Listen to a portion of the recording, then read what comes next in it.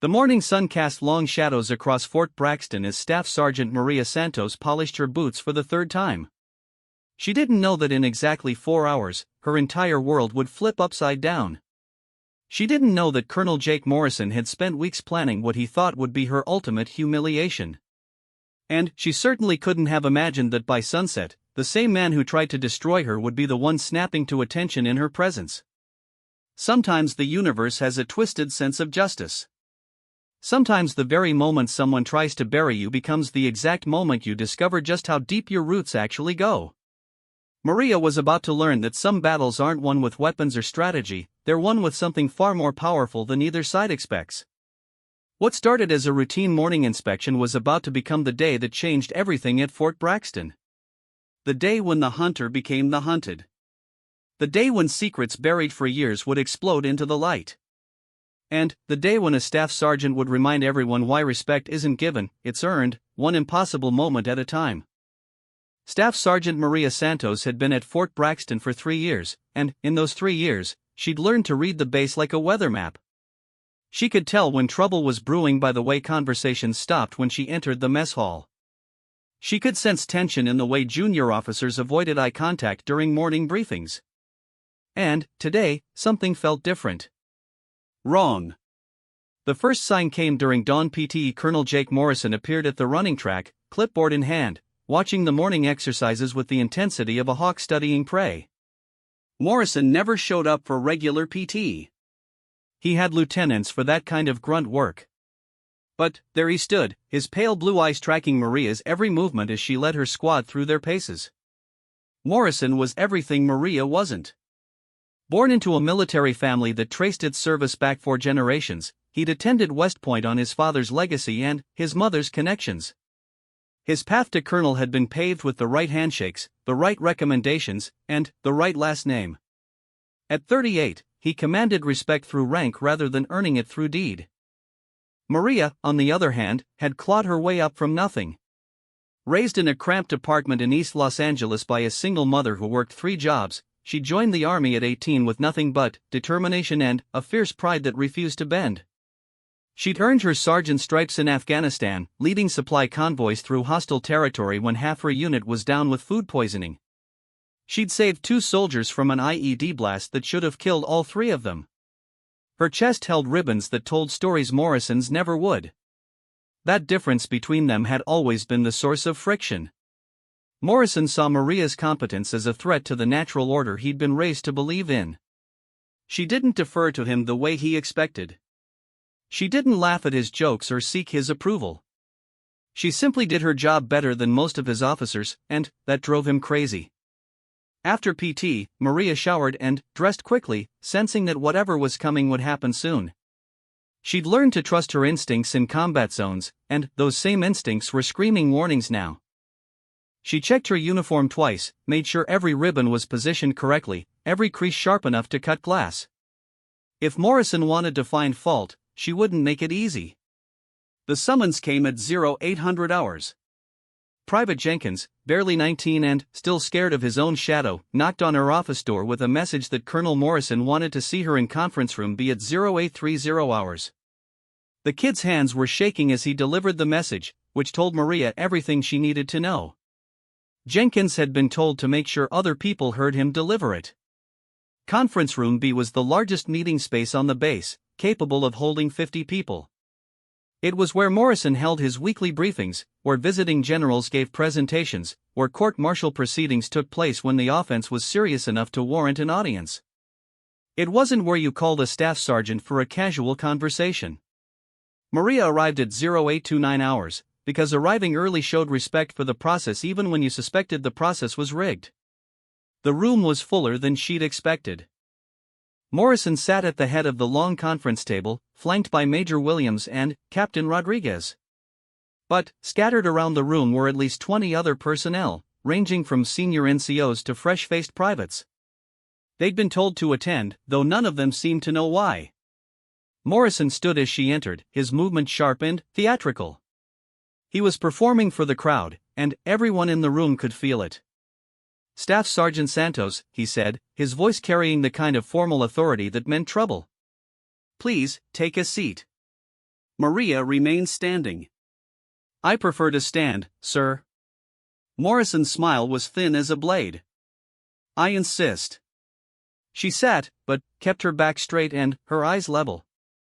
Around the room, conversations had died to whispers. Everyone sensed they were about to witness something significant. Morrison picked up a thick folder from the table and made a show of opening it slowly.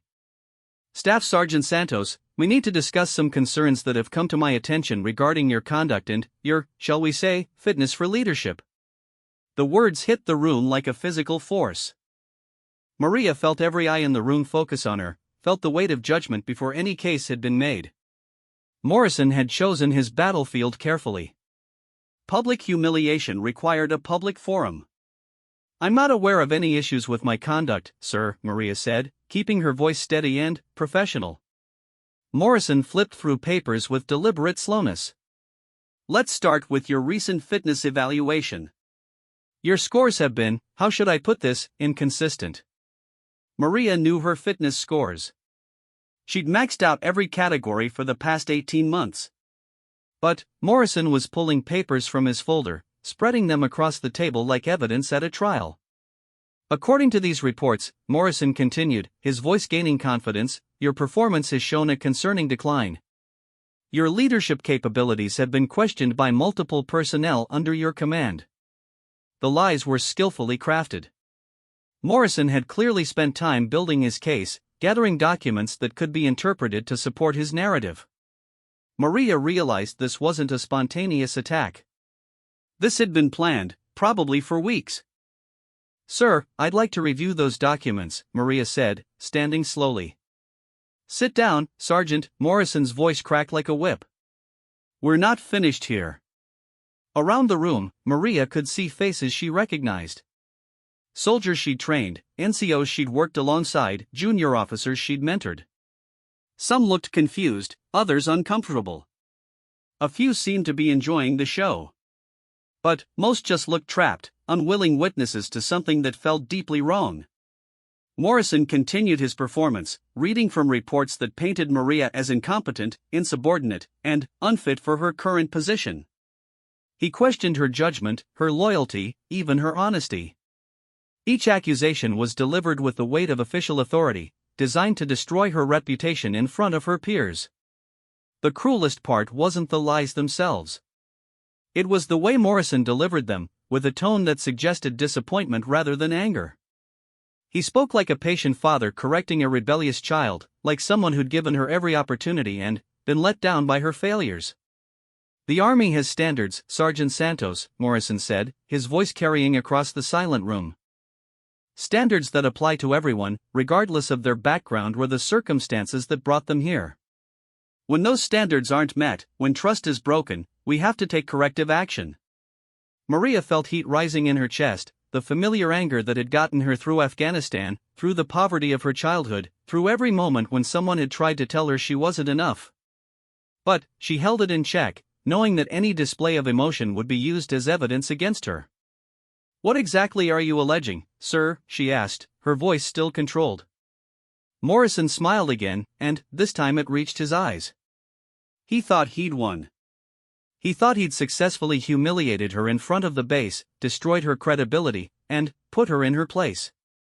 The confidence in his voice was unmistakable. I'm recommending you for immediate transfer to a desk position at Fort Campbell, effective immediately. Your security clearance will be suspended pending a full review of your conduct. Your current position will be filled by someone more suitable for the responsibilities involved. The room was dead silent. Maria could hear her own heartbeat, could feel the stares of 50 pairs of eyes. Morrison had just effectively ended her military career in front of an audience. Fort Campbell was where they sent problem soldiers to shuffle papers until their contracts expired. It was professional death sentence, delivered with a smile. But, as Maria sat there, absorbing the full impact of Morrison's attack, something strange happened. Instead of feeling defeated, she felt something else entirely. Clarity. She thought about her mother, working 3 jobs to keep them afloat. She thought about the soldiers who'd followed her through hostile territory because they trusted her judgment. She thought about every moment in her life when someone had tried to tell her she wasn't good enough, smart enough, strong enough to belong. And then, she thought about something Morrison didn't know. Something nobody in that room knew.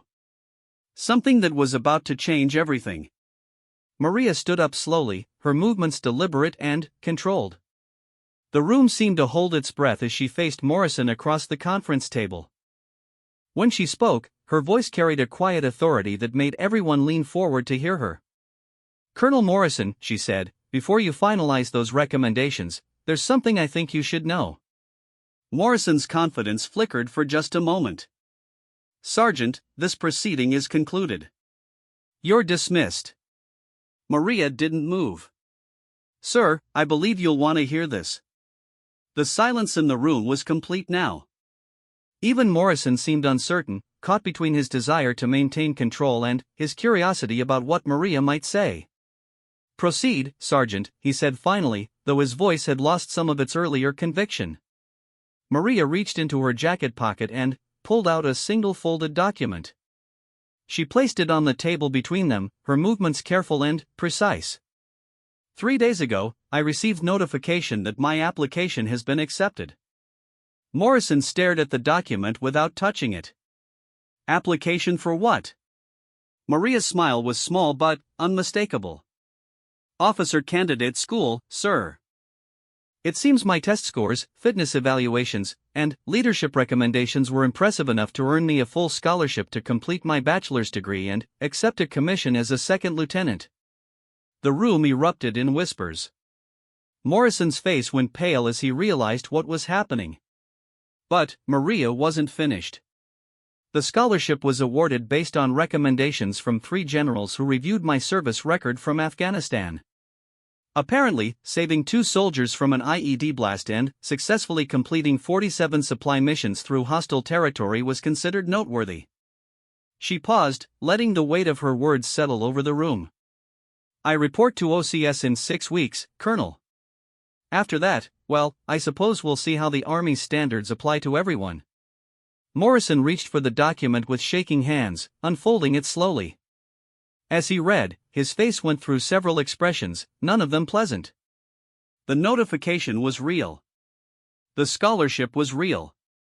In 6 weeks, Staff Sergeant Maria Santos would begin the transformation that would make her an officer in the United States Army. And Colonel Jake Morrison had just publicly humiliated his future peer in front of half the base. The room was electric with tension. Everyone could see Morrison's face, could see the moment he realized he'd made a catastrophic mistake. The silence stretched on as he read and reread the document, searching for some way to undo what had just happened. Maria remained standing, patient and professional, while Morrison's world shifted beneath his feet. She'd let him build his trap, walk into it confidently, and spring it on himself. The hunter had indeed become the hunted. And this was only the beginning. The silence in conference room stretched until it became uncomfortable, then unbearable. Colonel Morrison stared at the OCS acceptance letter as if it might dissolve under his gaze, while the assembled personnel watched their commanding officer realize he'd just committed career suicide in front of witnesses. Major Williams, Morrison's second-in-command, cleared his throat delicately. "Colonel, perhaps we should continue this discussion in private." But Morrison seemed frozen, his mind racing through the implications of what had just happened. He'd built his attack on Maria carefully, using his authority and position to destroy her credibility. But now everyone in the room knew that Maria Santos wasn't some problem soldier to be shuffled off to a dead-end assignment. She was an officer candidate, personally selected by generals based on combat heroism that Morrison could never match. Maria remained at attention, waiting. She could have left after dropping her revelation, could have walked out and let Morrison stew in his humiliation. But she stayed, because she understood something about power that Morrison never had. Real authority came from character, not rank. And character was demonstrated in moments like these. "Sergeant Santos," Morrison finally managed, his voice hoarse. "This information should have been shared with your chain of command immediately upon receipt." "Yes, sir," Maria replied evenly. "I was planning to discuss it with you during my regularly scheduled monthly review next week." However, given the circumstances, it seemed relevant to share it now. The dig was subtle but unmistakable. Morrison had ambushed her with false allegations, and she'd responded by revealing information that made him look like a fool. But she'd done it professionally, following proper protocol even while defending herself. Captain Rodriguez, who'd been silent throughout the meeting, spoke up. "Congratulations, Sergeant Santos. OCS is highly competitive. Your acceptance reflects exceptional service." "Thank you, sir," Maria replied, though her eyes never left Morrison's face. Morrison folded the letter carefully, his movements deliberate as he tried to regain some semblance of control. "This development doesn't change the concerns that have been raised about your current performance." But, even as he said it, everyone in the room knew the words were hollow. The generals who'd selected Maria for OCS had reviewed the same service record Morrison was now questioning. Their judgment carried significantly more weight than his, and everyone knew it. "Of course, sir," Maria said. "I'm sure any concerns can be addressed through proper channels." The phrase proper channels hit Morrison like a slap. It was a polite way of saying that his public humiliation attempt had been improper, that any legitimate concerns should have been handled privately through official procedures rather than in front of an audience. What Morrison didn't realize was that Maria's acceptance to OCS was only the first revelation. The second one would come later that afternoon, and it would finish what the first had started. The meeting dissolved awkwardly, with personnel filing out in small groups, voices hushed as they processed what they'd witnessed. Morrison's supporters looked uncomfortable, realizing they'd backed the wrong horse. His detractors were barely containing their satisfaction. And the neutral observers were simply trying to figure out what it all meant for the base's power structure. Maria was among the last to leave, gathering her things with the same methodical precision she applied to everything else. As she reached the door, Morrison called out to her. "Sergeant Santos." She turned. "Yes, sir?" Morrison's face was a mask of controlled fury. "Don't think this changes anything between us." Maria considered her response carefully. In 6 weeks, she'd be a commissioned officer. Morrison's ability to affect her career was already limited, and it would disappear entirely once she pinned on her lieutenant's bars. But, more importantly, she'd already won this confrontation. Anything she said now would just be piling on. "I wouldn't dream of it, sir," she replied simply, and left. Word of the confrontation spread through Fort Braxton faster than wildfire. By lunchtime, every soldier on the base had heard some version of the story. By dinner, the details had been embellished into legend. Maria Santos had faced down Colonel Morrison in front of half the base and emerged victorious. But Maria herself remained focused on her duties. She had 3 squads to train, equipment inspections to complete, and administrative tasks that couldn't be ignored just because her future had suddenly become more complicated. She went about her afternoon routine with the same professional competence she'd shown for 3 years, giving no indication that anything had changed. It was during the 1,500 hours equipment inspection that Private Chen approached her with a nervous expression. Chen was one of her best soldiers, smart and dedicated but still intimidated by authority. He wouldn't have sought her out unless something important was happening. "Sergeant Santos," he said quietly, "there's someone here to see you." "A general." Maria's blood ran cold. Generals didn't show up unannounced at military bases unless something serious was happening. Had Morrison found a way to sabotage her OCS appointment? Had her public confrontation with him been viewed as insubordination by higher command? "Where?" she asked. "Conference room A, Sergeant." "He asked for you specifically." Conference room A was smaller than the room where Morrison had tried to humiliate her, but it was also more formal. It was where visiting dignitaries met with base command, where classified briefings took place, where careers were made or destroyed by decisions that came from the top. Maria checked her uniform one final time and walked to conference room A with her heart pounding. Through the glass window in the door, she could see a figure in dress uniform, his back turned to her as he studied something on the wall. Even from behind, she could tell this was someone important. The bearing, the perfectly pressed uniform, the cluster of ribbons on his chest all spoke of serious rank. She knocked once and entered when invited. Staff Sergeant Santos reporting, sir. The general turned, and Maria's world tilted on its axis. She knew that face. She'd seen it in newspapers, on television, in military publications. General Robert Hayes, 3 stars, commander of the entire Southeastern Military District. But she knew him from somewhere else too, somewhere more personal, and the memory hit her like a physical blow. Afghanistan. FOB Charleston. The convoy attack that had earned her the recommendations now sending her to OCS. General Hayes had been Colonel Hayes then, commanding the forward operating base where Maria's supply unit had been stationed. He'd been there the day she'd saved those 2 soldiers from the IED blast. He'd been there when she defied orders to stay in the safety of the base and instead led a rescue mission to extract wounded personnel under enemy fire. He'd been there when she'd spent 18 hours treating casualties in an aid station that was taking mortar fire every 20 minutes. And he'd been there 3 days later, when Maria had refused his recommendation for the Silver Star because accepting it would have meant leaving her unit and transferring to a safe position behind the lines. Sergeant Santos, General Hayes said, his voice warm with recognition. It's been a long time. Yes, sir, Maria managed, though her voice came out smaller than she'd intended. Please, sit down. Hayes gestured to one of the chairs around the small conference table.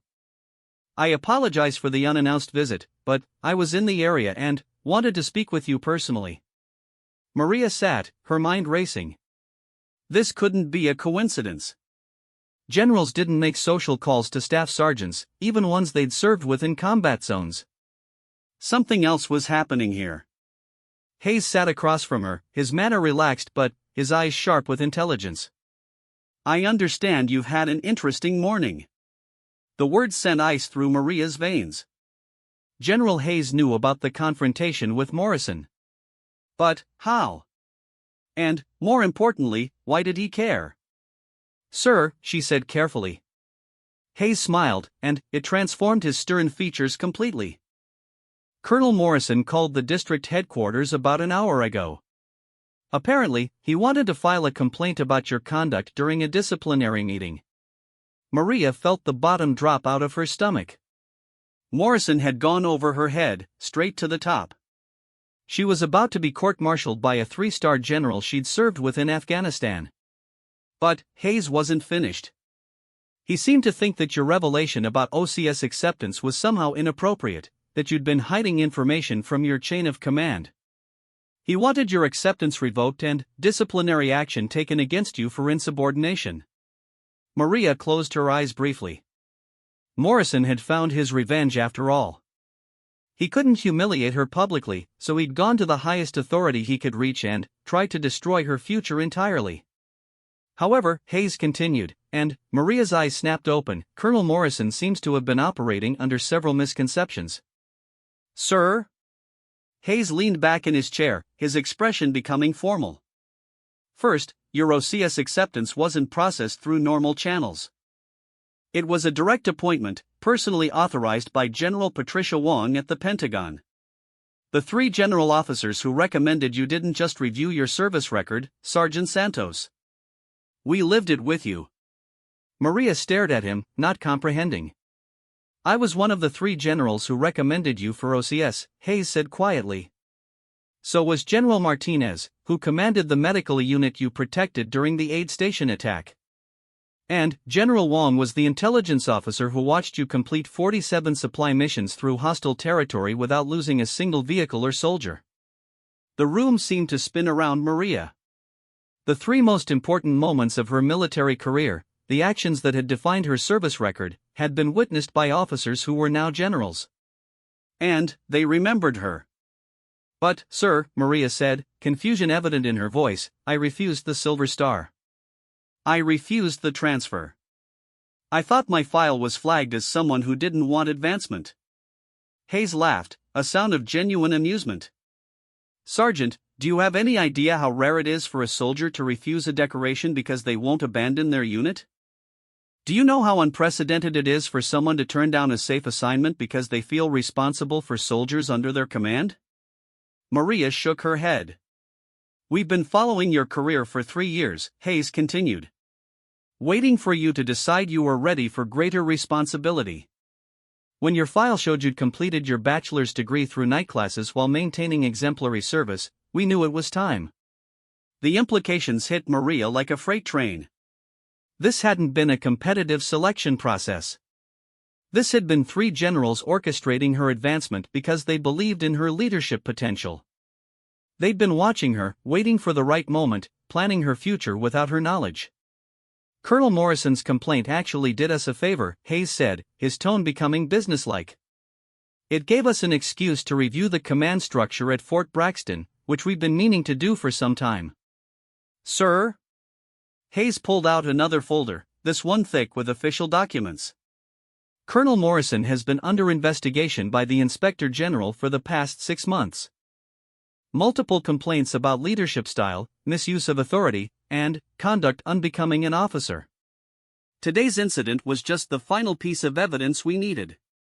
Maria felt the world shift again. Morrison hadn't just tried to humiliate her. He'd unknowingly provided the evidence needed to end his own career. Effective immediately, Colonel Morrison is being relieved of command pending a full investigation. Major Williams will serve as acting commander until a permanent replacement can be assigned. Hayes paused, studying Maria's face. I thought you should know that your conduct during this morning's meeting has been reviewed and found to be exemplary. You maintained military bearing under provocation, followed proper protocol even while defending yourself, and demonstrated the kind of leadership we expect from our officer candidates.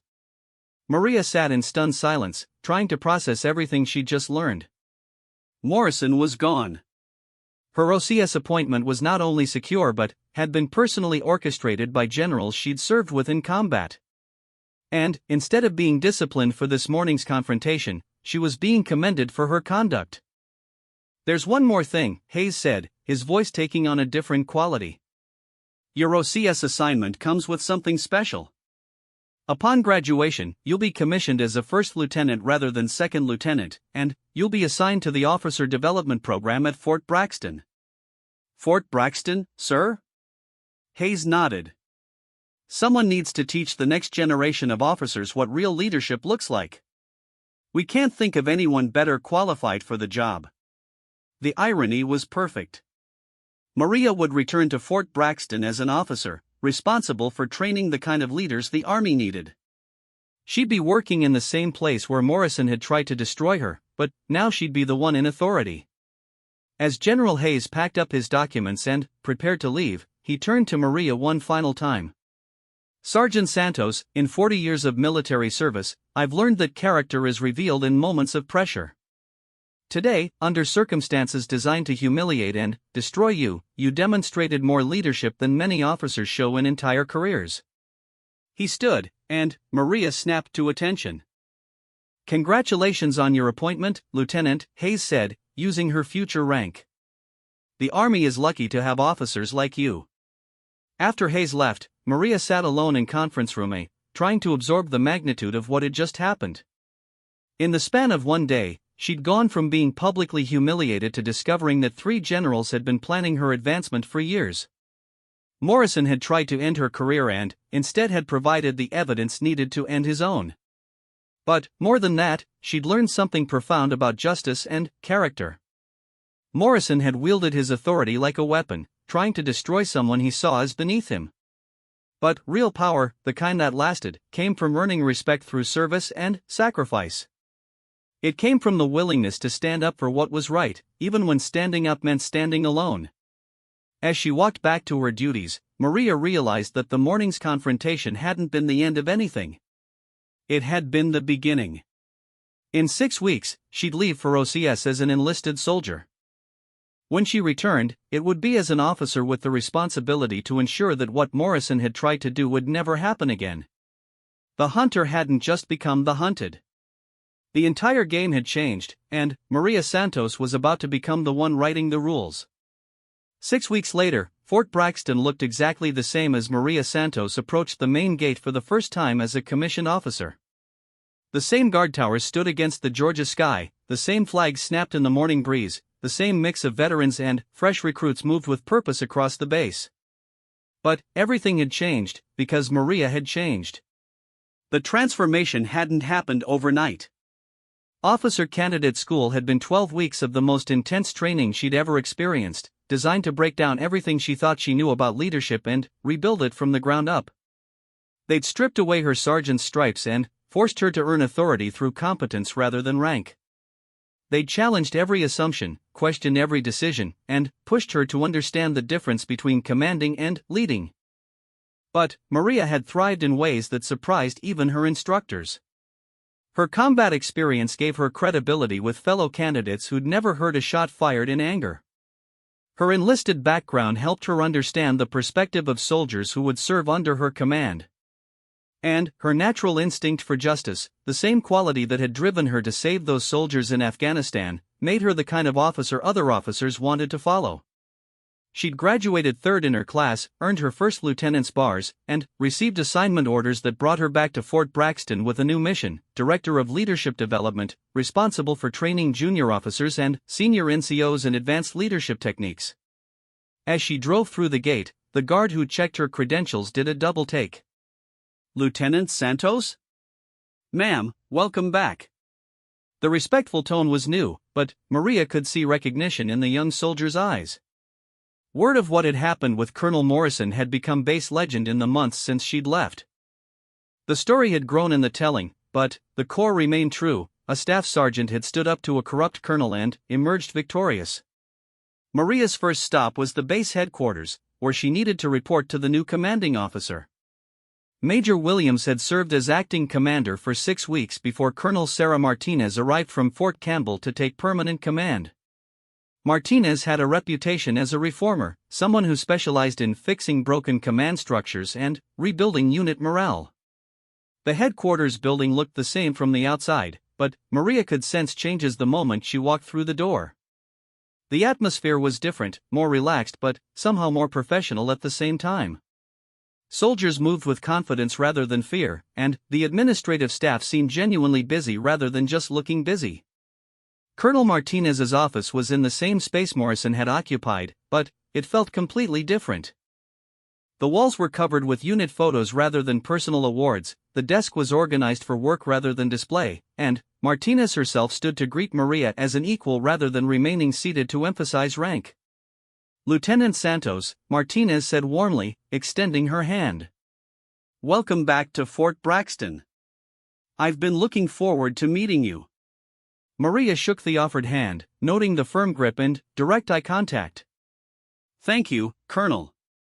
I'm honored to be serving under your command. Please, sit down." Martinez gestured to a chair across from her desk. "I want to discuss your new position and what we hope to accomplish here."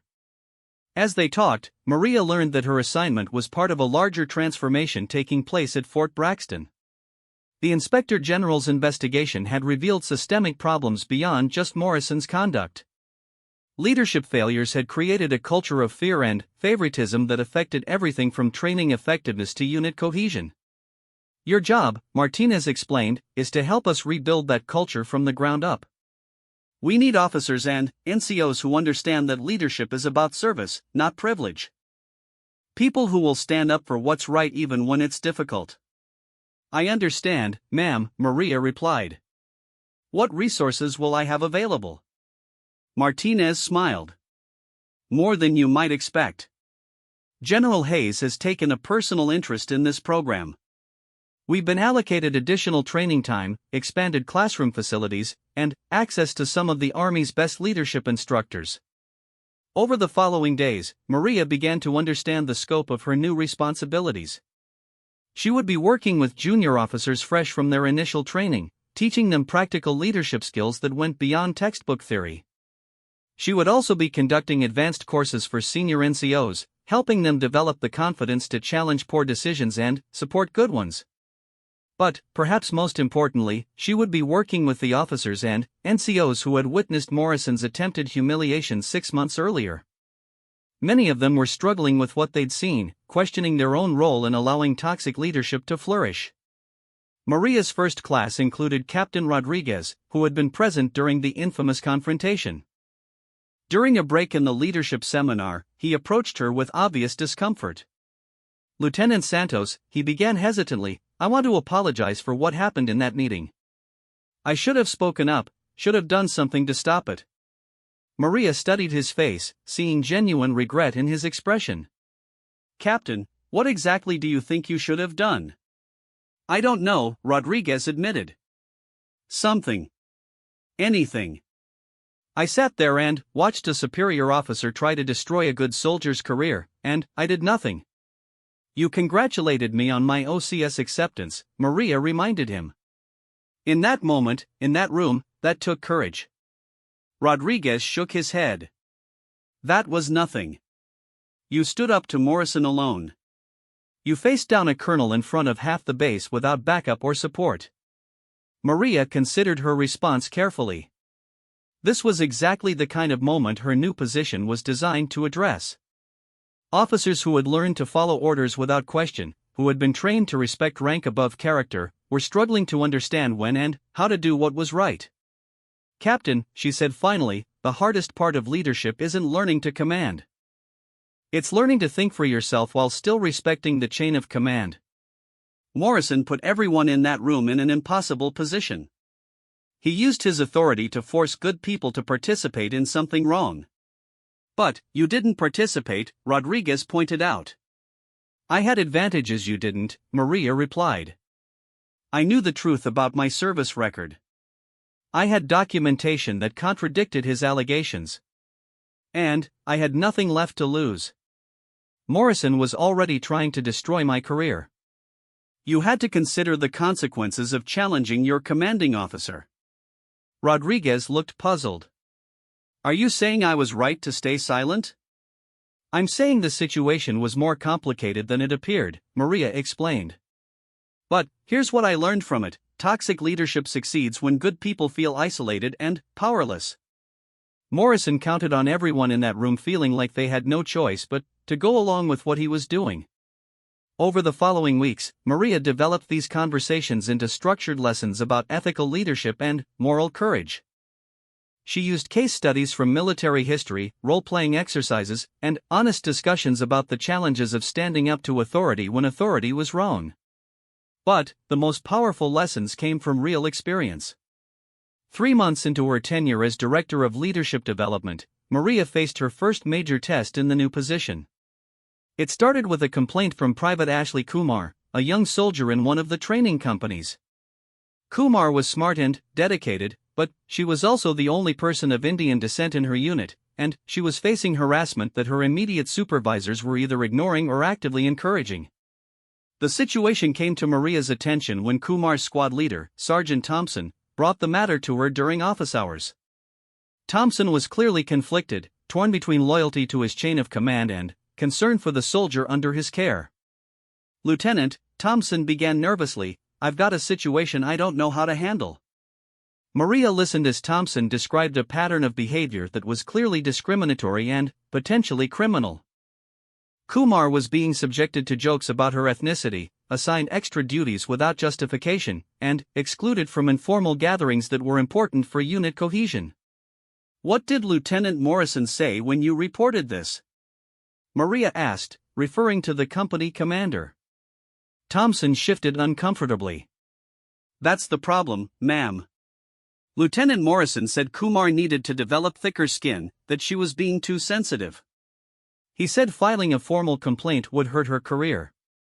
Maria felt a familiar surge of anger, the same emotion she'd experienced 6 months earlier when faced with another Morrison's abuse of authority. This Lieutenant Morrison wasn't related to the former colonel, but he seemed to have learned similar lessons about using rank to suppress rather than protect. "Sergeant Thompson," Maria said carefully, "what do you think should happen?" "Ma'am, Kumar is a good soldier. She deserves better than this. But if I go over Lieutenant Morrison's head, he'll make life hell for everyone in the unit." Maria recognized the exact dynamic she'd been brought to Fort Braxton to address. Good people were trapped by a system that punished moral courage and rewarded silent compliance. But now she was in a position to do something about it. "Sergeant, here's what we're going to do," Maria said. You're going to document everything Kumar has told you about the harassment. I'm going to speak with Kumar directly to get her version of events. And then, we're going to address this through proper channels, regardless of Lieutenant Morrison's preferences."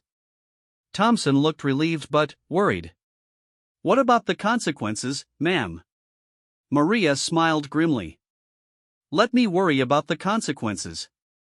Over the next week, Maria built a comprehensive case documenting the harassment Kumar was facing. She interviewed witnesses, reviewed duty assignments for evidence of discrimination, and consulted with the base legal officer about proper procedures. When she had everything she needed, she requested a meeting with Colonel Martinez. Martinez listened to Maria's briefing with growing concern. The situation was clearly serious, but it was also complicated by the fact that Lieutenant Morrison was the son of a congressman and had political connections that reached beyond the military. "What do you recommend?" Martinez asked when Maria finished her presentation. "Immediate investigation by the Inspector General, sir," Maria replied without hesitation. "And temporary reassignment of the personnel involved to prevent any retaliation while the investigation proceeds." Martinez nodded slowly. "You understand the political implications here?" "Lieutenant Morrison's father has already called the base twice asking about his son's next assignment." "If we launch an investigation, it's going to create waves." "Yes, ma'am," Maria said. "But if we don't launch an investigation, we're telling every soldier on this base that harassment is acceptable as long as you have the right connections." The decision ultimately came down to the question that had defined Maria's entire military career: what was the right thing to do, regardless of the consequences? Martinez authorized the investigation, and Maria was assigned to oversee the process. What followed was 3 weeks of intensive interviews, document review, and fact-finding that revealed a pattern of discrimination that went beyond Kumar's case.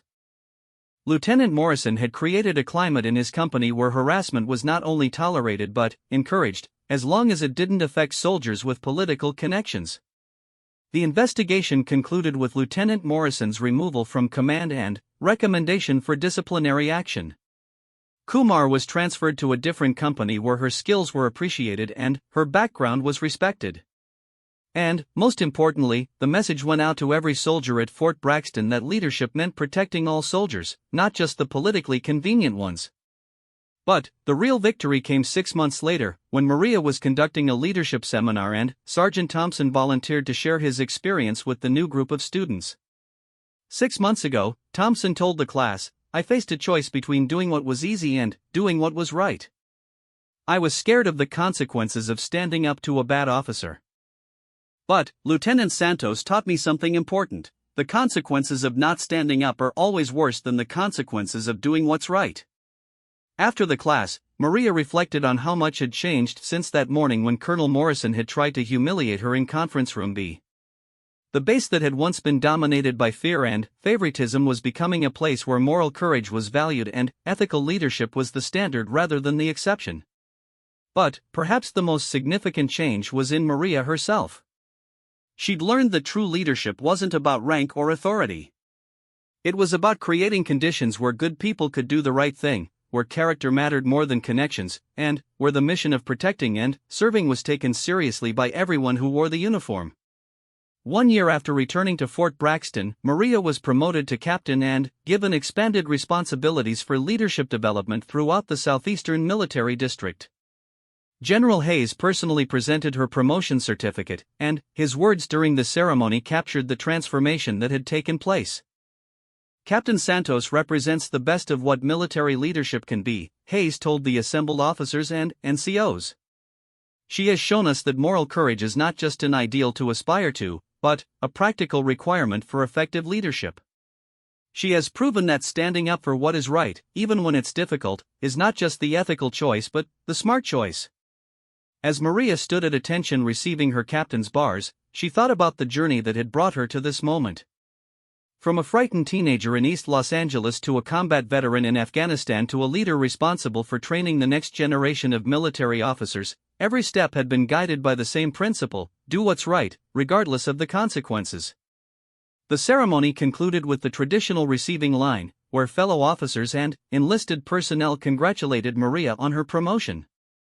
Among them was Private Kumar, now Specialist Kumar, who had been selected for the NCO development program. "Captain Santos," Kumar said when her turn came, "I wanted to thank you for everything you did. Not just for me, but for everyone who will come after me." Maria smiled, understanding that this was what real leadership looked like. It wasn't about winning confrontations or getting revenge on those who had wronged you. It was about creating a better future for the people who would follow in your footsteps. As the last of the well-wishers departed and Maria prepared to return to her duties, she caught sight of someone standing at the edge of the ceremony area. It was Colonel Morrison, the same officer who had tried to humiliate her 2 years earlier. He was in civilian clothes now, his military career having ended with the Inspector General's investigation. But he had requested permission to attend her promotion ceremony, and Colonel Martinez had agreed to allow it.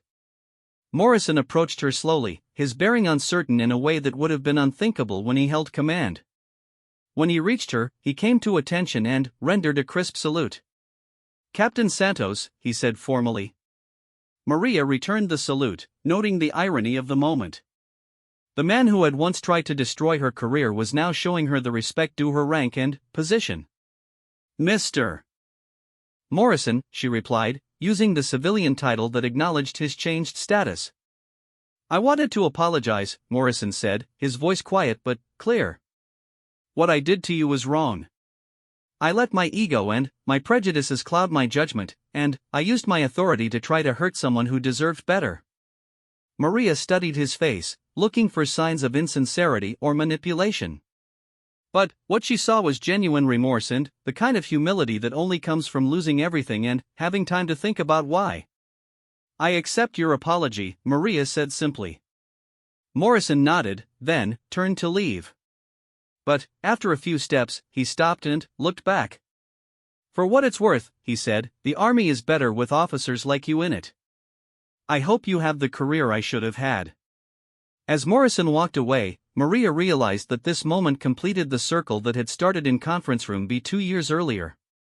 Justice had been served, not through revenge or humiliation, but through the simple process of allowing character to triumph over corruption, competence to overcome prejudice, and moral courage to defeat toxic authority. The salutes that snapped to attention now weren't born from fear or obligation. They were expressions of respect earned through service, sacrifice, and the unwavering commitment to do what was right even when doing right meant standing alone. Captain Maria Santos had become the kind of leader she'd always believed the army needed, someone who understood that true authority came from protecting those who couldn't protect themselves, that real strength was demonstrated by lifting others up rather than tearing them down, and that the highest form of military service was ensuring that every soldier under your command could trust you to value their dignity as much as their duty. The transformation was complete. The hunter had not just become the hunted, she had become the protector, the teacher, and the standard by which future leaders would be measured. And, in a world where character was often compromised for convenience, she stood as proof that doing the right thing, while never easy, was always possible for those brave enough to try.